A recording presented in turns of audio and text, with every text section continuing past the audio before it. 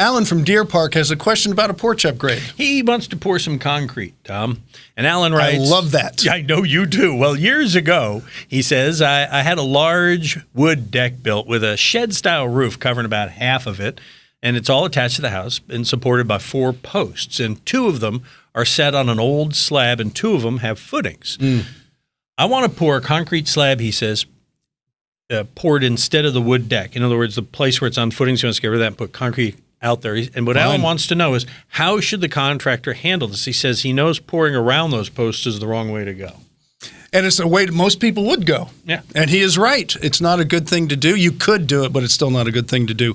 What you do is you temporarily shore up the roof. You cut the posts off at the level where the concrete's going to be, and you have your contractor put in cleats in the concrete that the post will set in and nail down to, so you get rid of that windstorm protection, but it's on top. It's actually up about a 1/4 inch off the concrete, so the water can flow. And then you take some Hardy or something and wrap the bottom and caulk it and paint it so it has a little base to the column and you don't see that metal cleat. And if you even have a problem down the road that the post will rot, it can be removed and replaced and everything will be fine, and you can just never have an issue where the concrete's going to be in your way. You could almost clad that thing with Hardy going up, couldn't it? Wouldn't that look kind of What we do with posts now, instead of getting a 4x4 or a solid piece of timber, we build it out of 2x4s and 2x6s kind of in an H shape.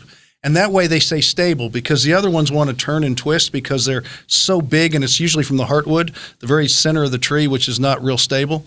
And then we wrap it with Hardy, and then we can put a cap on there like a column should have and a base on there like a column should have. And it gives it a much more dressed up look. And you can paint it to look really good. You should paint it. Well, yes, because that Hardy primer is not meant to be a finished coat. Unless you really like ugly yellow. But they do yellow because it holds up against sunlight better. Well, I think about that yellow color, what my dad used to say about the used car business. You know, there's an ass for every seat. So, all right. That's what we got for that one. We got more questions and answers. We have more answers for you. He says, trying to get out of that. Can't believe I said that on camera. I can't believe it means anything. You'll find more of them. Percolate on it. It'll come to you. I know. I'll think. All right. We'll find more answers. You'll find them at HomeShowRadio.com under the Ask Tom tab.